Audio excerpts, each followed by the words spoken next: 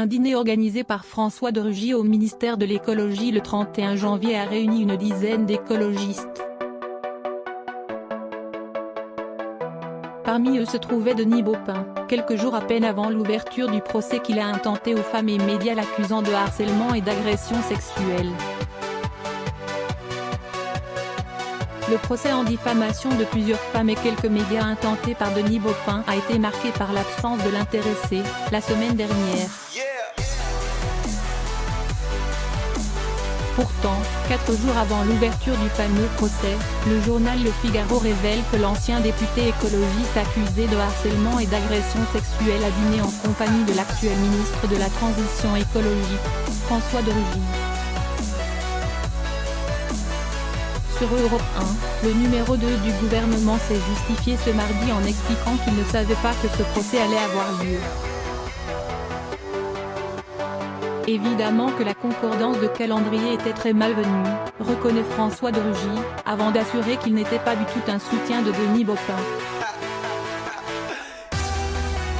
Un dîner amical et convivial sur les européennes. On m'a demandé de témoigner des deux côtés dans ce procès, j'ai toujours refusé de le faire, explique le ministre à nos confrères de cette radio. Un dîner jugé amical et convivial organisé par François de Rugy, auquel étaient présents une dizaine d'écologistes, parmi lesquels l'ancienne élue Véronique Massonneau ainsi que l'ancien secrétaire d'État Jean-Vincent Placé. Selon un participant, les discussions ont tourné autour des élections européennes. À la barre jeudi, l'ancienne ministre du Logement Cécile Duflot avait confié, en larmes, avoir été sexuellement agressée par Denis Baupin lors d'un voyage au Brésil en 2008.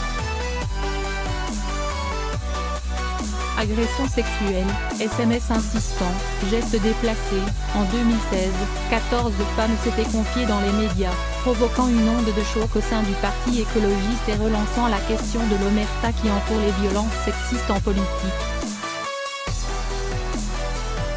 La relaxe de Mediapart, France Inter et des femmes mises en cause a été requise par la procureure vendredi dernier.